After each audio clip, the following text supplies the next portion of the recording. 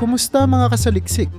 Bakit nga ba sa kabila ng maraming alitan, sa West Philippine Sea ay tila nagiging kapanalig ng Pilipinas ang Taiwan?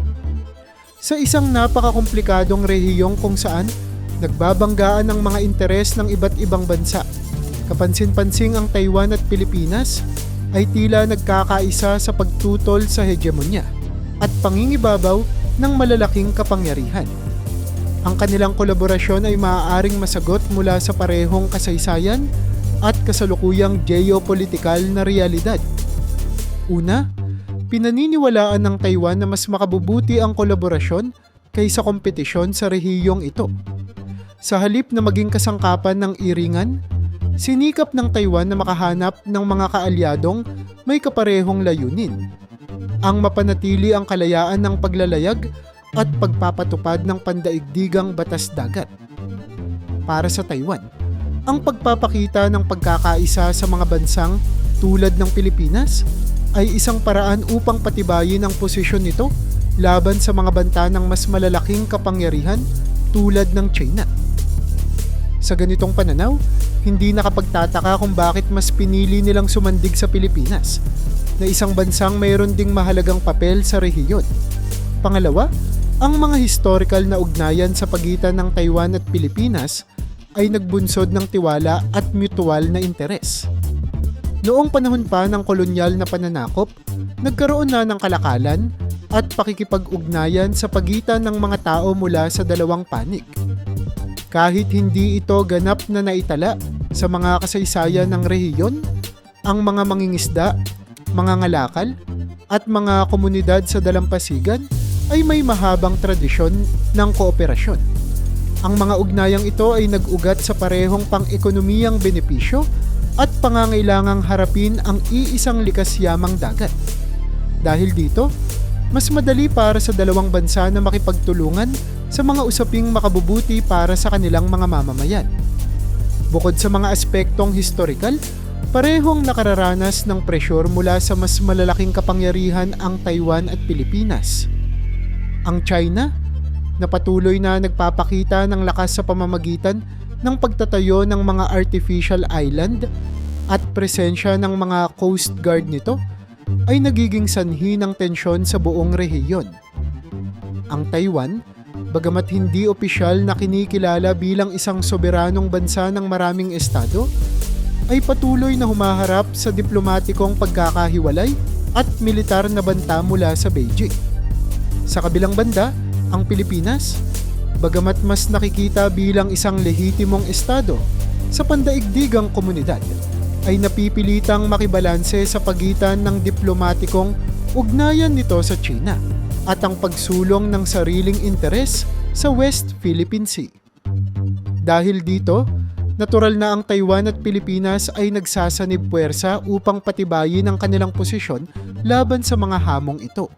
Isang mahalagang aspeto ng kanilang kooperasyon ay ang pagbibigay halaga sa kalayaan ng paglalayag at pandaigdigang batas dagat. Nakikita ng Taiwan ang Pilipinas bilang kapwa tagapagtanggol ng prinsipyong ito. Sa rehiyong dinadaanan ng malaking bahagi ng kalakalang pandagat ng mundo, ang pagpapanatili ng malayang paglalayag ay hindi lamang isyong lokal, kundi pandaigdigang kahalagahan. Ang pagsuporta ng Taiwan sa Pilipinas ay nagpapakita ng kanilang malasakit sa pandaigdigang ekonomiya at seguridad. Sa pagtutulungan, na ipapakita nilang hindi nila hinahayaan ang mas malalaking kapangyarihan na manaig sa mga alituntuning na kapagpapanatili ng kaayusan sa rehiyon. Panghuli, pareho silang nagkakasundo sa pagpapahalaga sa kalikasan ng West Philippine Sea. Maliban sa isyong pang-teritoryo, mahalaga sa Taiwan at Pilipinas ang pangangalaga sa mga likas yamang dagat. Alam ng parehong bansa na ang yamang dagat, mula sa mga isda hanggang sa mga coral reef, ay hindi lamang ikinabubuhay ng mga tao, kundi mahalaga rin sa ekosistema ng rehiyon.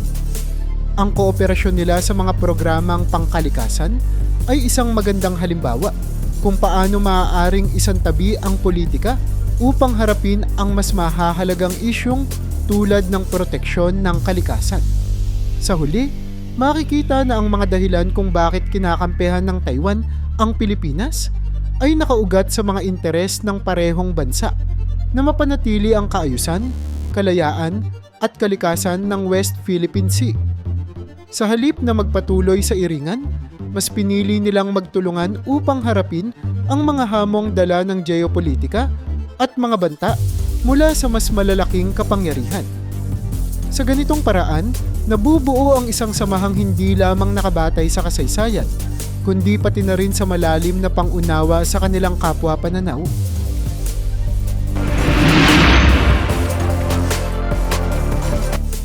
Sa nagdaang mga taon, ang ugnayan sa pagitan ng Taiwan at China sa West Philippine Sea ay naging tampulan ng maraming tensyon at sagupaan. Ang lugar na ito, na sentro ng ekonomiya at seguridad sa rehiyon, ay patuloy na pinanghahawakan ng magkabilang panig bilang bahagi ng kanilang nasasakupan. Bilang resulta, ang rehiyong ito ay nagiging entablado ng mga kaganapang tumutukoy hindi lamang sa territorial claims, kundi pati na rin sa umiiral na power dynamics sa rehiyon. Maraming ulit nang nagtangka ang mga sasakyang pandagat ng China na pasukin ang mga territorial na tubig na inaangkin ng Taiwan. Madalas, ang mga Chinese vessels, kabilang ang mga fishing boats na suportado ng kanilang Coast Guard, ay nagtatangkang pumasok sa exclusive economic zone ng Taiwan. Ang ganitong mga insidente ay hindi lamang simpleng pagtawid sa hangganan. Ito ay nagpapakita ng intensyon ng China na ipakita ang kanilang kapangyarihan at ipahayag na ang mga teritoryong ito ay kanila. Sa bawat pagtangka ng mga Chinese vessels na maglayag sa mga lugar na inaangkin ng Taiwan, agad namang nagbibigay ng babala ang Taiwanese Navy.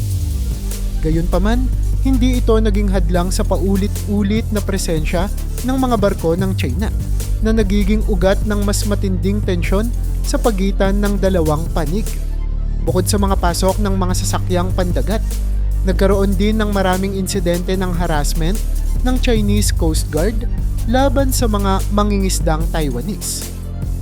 Ang mga mangingisda na umaasa sa yamang dagat ng rehiyon para sa kanilang kabuhayan ay madalas na nabibiktima ng intimidation tactics.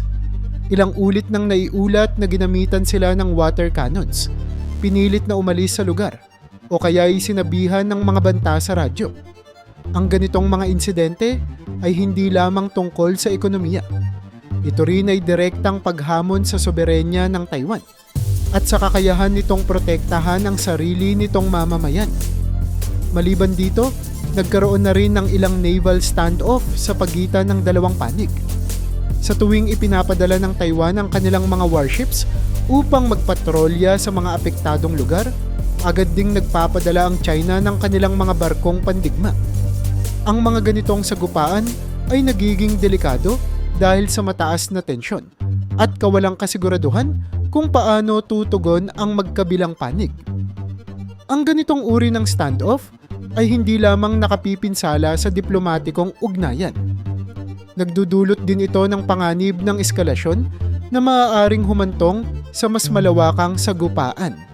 Dagdag pa rito, naitala rin ang mga insidente ng radio challenges sa pagitan ng mga barkong pandigma ng China at Taiwan. Ang mga ganitong engkwentro sa ere ay nagpapakita ng patuloy na pag-aangkin ng parehong panig sa nasabing teritoryo.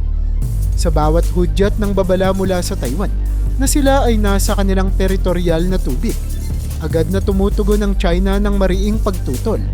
Iginiit na ang lugar ay bahagi ng kanilang historical waters. Ang sagutan sa radyo ay nagiging isang taktikal na laban, kung saan bawat panig ay sinusubukang itulak ang isa pa upang umatras. Gayunpaman, ito ay nagdudulot ng mas maraming tanong kaysa sagot sa kung sino talaga ang may lehitimong karapatan sa lugar. Bilang tugon sa presensyang militar ng China, nagsagawa rin ng mga maliliit na military drills ang Taiwan sa malapit sa kanilang mga inaangkin. Ang mga ehersisyong ito ay hindi lamang para magpakita ng lakas, kundi para rin tiyakin ang kahandaan ng kanilang hukbong dagat. sakaling magkaroon ng mas malubhang sagupaan. Ang ganitong mga aktibidad ay nagbibigay ng mensahe na handang ipagtanggol ng Taiwan ang kanilang mga teritoryo at hindi sila basta magpapadaig sa mga banta. Sa kabila ng limitasyon ng kanilang puwersang militar kumpara sa China, patuloy pa rin nilang pinapakita na hindi nila hahayaang kunin ang mga lugar na para sa kanila.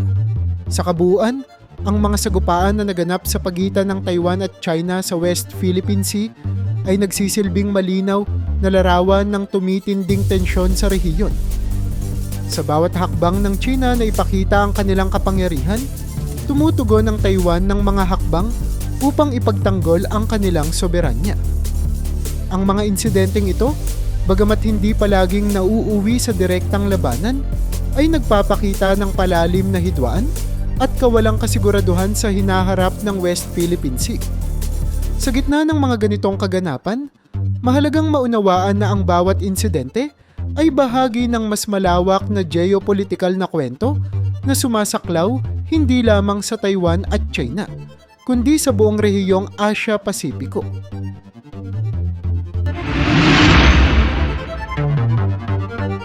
Ang relasyon ng Pilipinas at Taiwan ay higit pa sa simpleng diplomatikong ugnayan.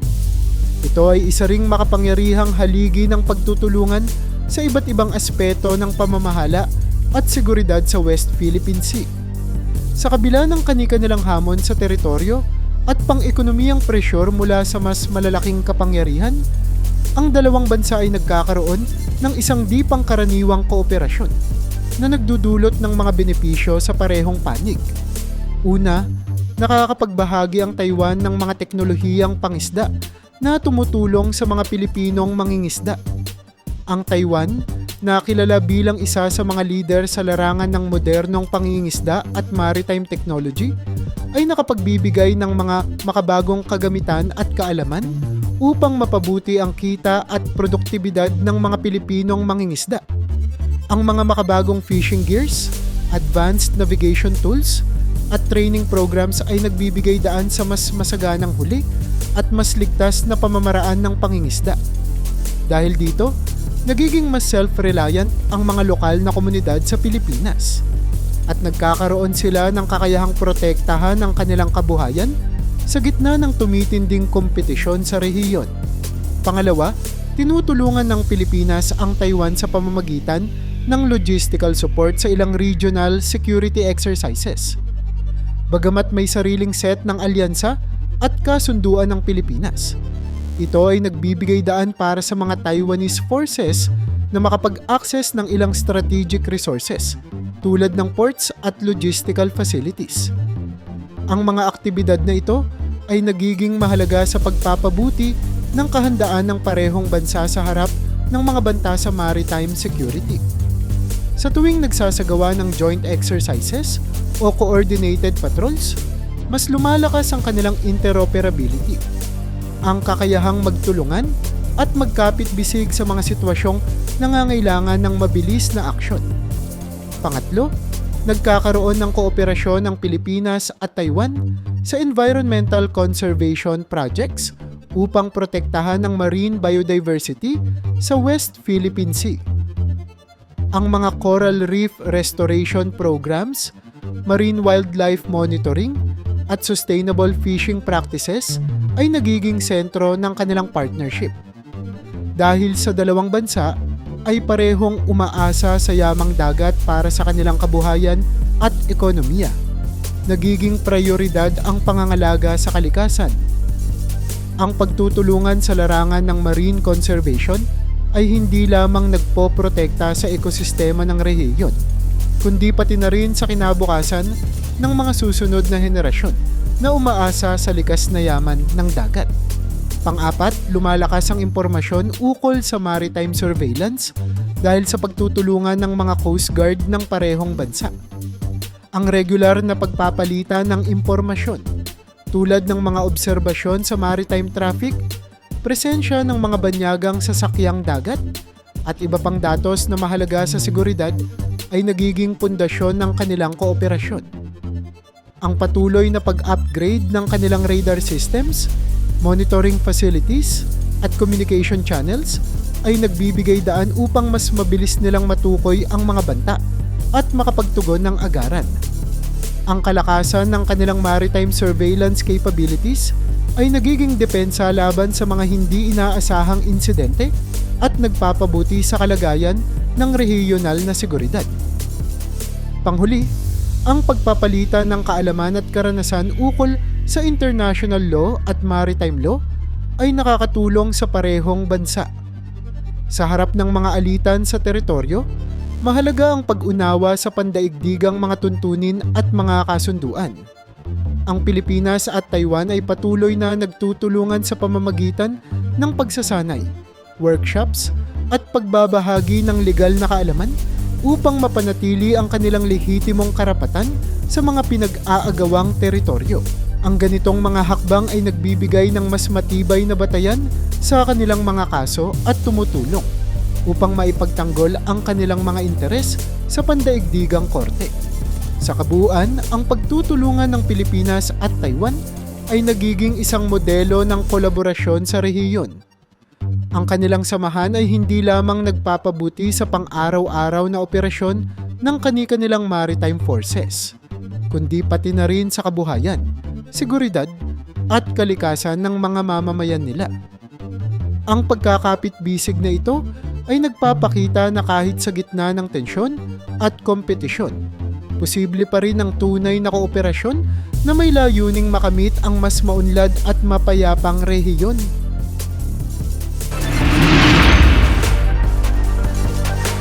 Ang pagkakaisa ng Taiwan at Pilipinas sa West Philippine Sea ay may potensyal na magdulot ng malalaking benepisyo, hindi lamang sa dalawang bansa, kundi pati na rin sa buong rehiyon. Sa gitna ng tumitinding tensyon sa pagitan ng mga bansa sa Asia-Pasipiko, ang kanilang kooperasyon ay maaaring magbigay ng mas malawak na katatagan, seguridad at ekonomikal na pag-unlad. Una, tumataas ang regional security at nababawasan ang panganib ng malawakang sagupaan. Sa pamamagitan ng pagkakaisa, nagkakaroon ng mas malakas na depensa laban sa anumang pagtatangka ng pananakop o hindi autorisadong paggamit ng kanilang mga teritoryo. Ang magkasamang pagpapatrolya, pagpapalitan ng impormasyon sa surveillance, at koordinasyon sa maritime law enforcement ay nagdudulot ng mas maayos na kontrol sa rehiyon. Dahil dito, nababawasan ang tensyon at nagiging mas mapayapa ang kalagayan ng West Philippine Sea. Ang mas matatag na seguridad ay nagiging pundasyon para sa mas makabuluhang ugnayan sa iba pang mga bansa sa rehiyon. Pangalawa, napapabuti ang ekonomiya ng rehiyon dahil sa mas maayos na kalakaran sa pangisda at pangangalakal. Ang West Philippine Sea ay kilala sa mayamang-yamang dagat at ang pagkakaisa ng dalawang bansa ay tumutulong upang maprotektahan ang mga pangisdaan laban sa overfishing at iligal na pangingisda. Dahil sa kanilang koordinasyon, nagiging mas produktibo at mas ligtas ang mga aktibidad ng mangingisda na nagre-resulta sa mas mataas na kita at mas matatag na hanap buhay. Bukod pa rito, ang pagbuo ng mas maayos na maritime trade routes ay nagbibigay ng mas mabilis at mas murang transportasyon ng mga produkto na nagpapalakas ng lokal at internasyonal na kalakalan. Ang kanilang pagkakaisa ay nagiging daan upang makilala ang West Philippine Sea hindi lamang bilang isang pinag-aagawang teritoryo, kundi bilang isang mahalagang economic corridor para sa buong rehiyon. Pangatlo, mas napangangalagaan ang kalikasan sa lugar dahil sa mga Joint Environmental Protection Initiatives. Ang mga coral reef, seagrass beds, at iba pang marine ecosystem sa West Philippine Sea ay mahalagang mapangalagaan upang mapanatili ang balanse ng ekolohiya. Sa pamamagitan ng pinagsamang pagsisikap na isasagawa ang mga marine conservation projects tulad ng coral rehabilitation, control sa marine pollution, at pagpapatupad ng sustainable fishing practices. Ang ganitong pagkilos ay hindi lamang nakakatulong sa kapaligiran, kundi nagbubunga rin ng pangmatagalang benepisyo para sa lokal na komunidad at sa mga susunod na henerasyon. Bukod pa rito, nagiging mas matatag ang paninindigan ng parehong bansa sa pandaigdigang korte ukol sa territorial disputes. Sa pamamagitan ng kanilang pagkakaisa, nagkakaroon ng mas malakas na kaso ang Taiwan at Pilipinas kapag sila ay humarap sa international tribunals. Ang kanilang pinagsamang legal resources, shared expertise, at coordinated diplomatic efforts ay nagbibigay ng mas malakas na argumento para sa kanilang territorial claims. Sa ganitong paraan, mas nagiging matibay ang kanilang posisyon laban sa mga bansa o grupong nagtatangkang magbawas ng kanilang mga karapatan sa nasabing teritoryo. Ang kanilang pagkakaisa ay nagbibigay ng isang malinaw na mensahe sa pandaigdigang komunidad na handa silang manindigan para sa kanilang soberanya at para sa prinsipyo ng pandaigdigang batas dagat. Panghuli, mas nagiging malinaw ang maritime boundaries sa pamamagitan ng tuloy-tuloy na negosasyon at pagbabahaginan ng impormasyon. Sa gitna ng napakaraming territorial claims at magkakapatong na exclusive economic zones, ang pagkakaisa ng Taiwan at Pilipinas ay tumutulong upang linawin ang mga maritime boundaries na naaayon sa pandaigdigang batas. Ang patuloy na komunikasyon, pagpapalitan ng maritime charts, at mga technical workshops ay nagbubunga ng mas maayos at mas detalyadong pagmamapa ng kanilang mga saklaw. Sa ganitong paraan, mas nababawasan ang misunderstandings at conflicts at nagkakaroon ng mas malinaw na guidelines kung paano pamamahalaan ang mga likas yaman ng rehiyon. Sa kabuuan, ang pagkakaisa ng Taiwan at Pilipinas sa West Philippine Sea ay nagdudulot ng napakalaking benepisyo. Ang kanilang pagsasanib puwersa ay nagpapalakas ng seguridad sa rehiyon, nagpapabuti ng ekonomiya, at nagpo-promote ng environmental sustainability. Bukod dito, nagiging mas matatag ang kanilang paninindigan sa mga international courts at mas malinaw ang maritime boundaries sa pamamagitan ng kanilang tuloy-tuloy na pakikipag-usap at pagpapalitan ng kaalaman. Ang ganitong uri ng kooperasyon ay isang modelo para sa iba pang mga bansa na nagpapakita na sa kabila ng komplikadong geopolitical na sitwasyon, posible pa rin ang pagkakaisa para sa mas maliwanag at mas maunlad na hinaharap.